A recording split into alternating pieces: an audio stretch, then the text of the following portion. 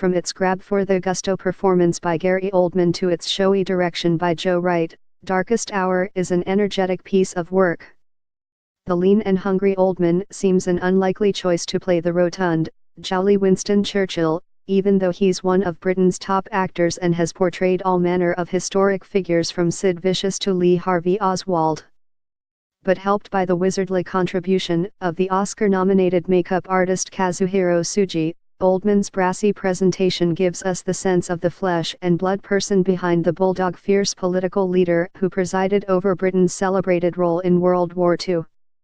Only those who knew Churchill can say whether Oldman's performance is an accurate representation of what he was like behind the scenes, but as a portrait of a wildly eccentric, believable human being, it succeeds.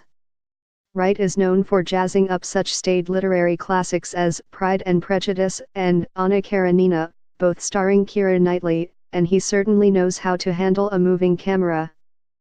Collaborating with cinematographer Bruno Delbonnel, Amelie, inside Llewyn Davis, he deploys overhead shots, elaborate tracking sequences, dramatic chiaroscuro lighting and more to ensure there are no dull moments.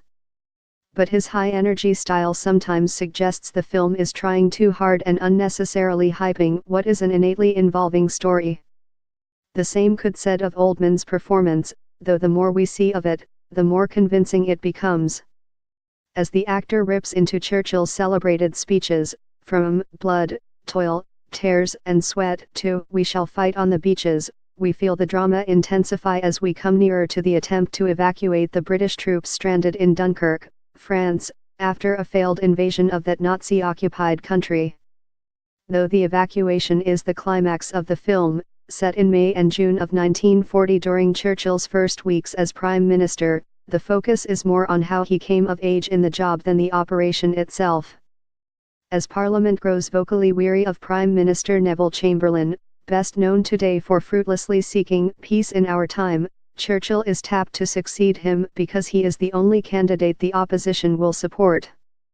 Among the dubious is King George VI, Ben Mendelsohn, who comments that Churchill's record is a litany of catastrophe.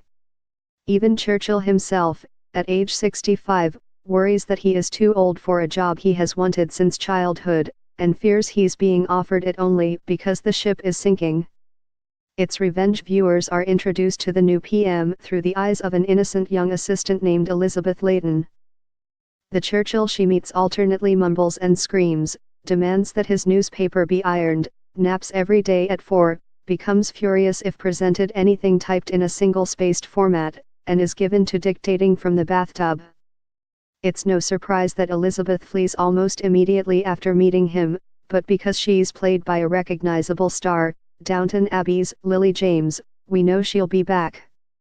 Making that return possible is the only person on the planet who is capable of keeping Churchill in line, his wife Clementine, regally played by Kristen Scott Thomas.